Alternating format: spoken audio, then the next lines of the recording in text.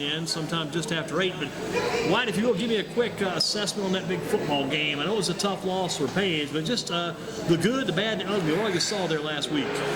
Well, we went down there and it was great accommodations. Really enjoyed the opportunity that I got to go down there and experience my first state championship game in the press box. As a reporter, the opportunity you've given me, I've truly been grateful for everything that you've done for me, and thank you. And as Dennis said, thank you for everything that you do for the community. We're very lucky to have somebody who's so dedicated as you are to our high school sports and to the local sports around here that puts in so much effort, and we're very grateful for what you do. So thank you for that as well. And you go back to Page. Page probably has a good chance to be back next year, but I know it's going to be tough for those seniors that missed out this year.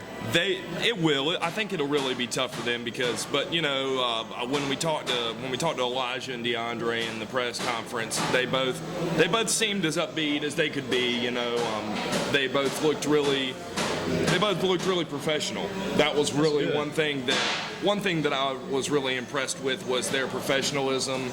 That, you know, Coach Gillespie demands a lot from his players. That I've noticed that from, you know, from being around them as the few times that I was this year, and that's something that I respect, is to be able to control that many, you know, that many young men. You know, as young men, sometimes you can be, you know, strung and wired. Yeah, and they're wired up and emotional as well. And we're, you know, he demands a lot from his players, and I think that it shows in situations like that where they took full responsibility for the game, and they didn't make excuses, and that was something that I was really impressed with as well. And that was one of the things that their professionalism showed, is the leadership role that they had on the team.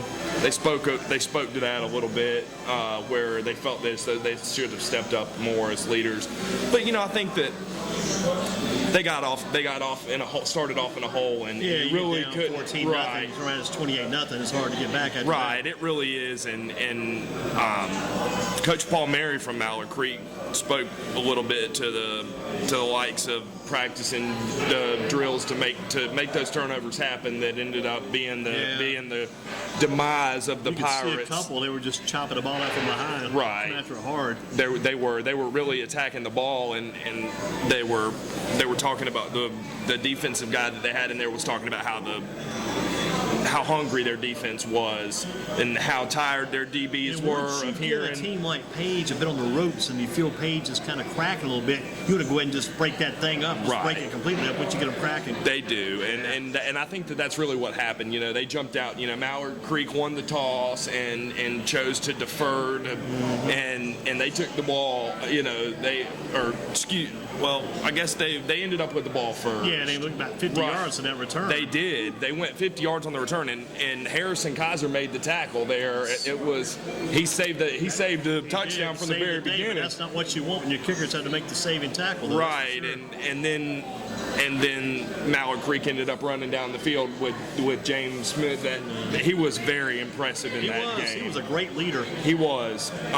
Whoever ends up getting him is going to have a great quarterback as well. It's going to fill a nice void. When you get him, you're going to feel pretty good about what the future looks like. It does, and you know, I think that if he was about 4 or 5 inches taller, he would be highly recruited by the big schools. Coaches don't understand. You can talk about that with coaches, but the flip side of that, the flip side is, if he were 5 or 6 inches taller, maybe taller, he may not be working as hard, trying as hard. You get that from a small guy. The small guy tries harder, and I just about as soon have that guy, trying to have that guy as I would the taller guy, but still you go back to the final factors take to be considered, but you're lucky to have a guy like that. Right, yeah, you definitely are. Definitely. What about this basketball? So I know you're going to cover some of that too for us when we get to the Hayco, and I know you're probably excited about some of that too. Keep it up with that. I am. I definitely am. I went to Northwest and Coach. Feeling good. Oh yeah, Coach Joyner was my PE teacher at Northwest. Wow, only joining your PE teacher. And, wow, and Coach Long was Anthony Long, and it was Coach Long and Coach Joyner, and then Mr. Killey was actually my principal. You know, so you had the whole staff. Right, yeah. So it's great to hear that his daughter's playing, and she good gracious alive. They've got some genes, don't they? 6'4". That's amazing. Yes, it is amazing. Still growing. That's amazing. Probably so, yeah. Especially as a freshman, you know, definitely still still growing. There'll be A couple of games smiles I saw on her her. playing early. She wasn't quite that aggressive. I saw a couple of box scores later where she'd already knocked down 10 points or more, which is pretty good too. Yeah, that's definitely a good thing You got for that her. Kayla King, the freshman. I don't know a lot about her yet, but people talking about that kid. She had 15 in the game, and she's like a freshman guard. And she was one we hadn't heard about coming in. We didn't know Right. anything about her, the unknown factor. But now she's right there with the rest. They got depth, a lot of depth in that team. Right, and I'd love to have their second unit trying to work for them, but they have a lot of good depth. They've got a well-run program as well over there. Well-oiled machine. So you'll be. I think what we're going to do is have you do some tracking on the semifinal games. Just kind of go in and check those out and do a major write-up on the women's and men's championship games on that final day. We'll get more on that as the time comes on. All right. Any predictions going in? You predicted both Northwest teams to win it all? Or maybe Greensboro Day men's win all, Northwest women? Right, I would say Greensboro Day men and Northwest women, just based on what I've read and what I've seen so far this year. The discipline, I think the discipline is there on both sides, as well as the talent and the depth that you spoke about. The Greensboro Day guys obviously have it. Discipline and depth, because you look at Greensboro Day, nobody's more disciplined around those guys, and they have some quality depth, and you don't miss too many beats because those guys come in. They don't mind doing the dirty work. They bust their rears all the time. The same thing for the Northwest women. They've got discipline and depth as well. Those are good points.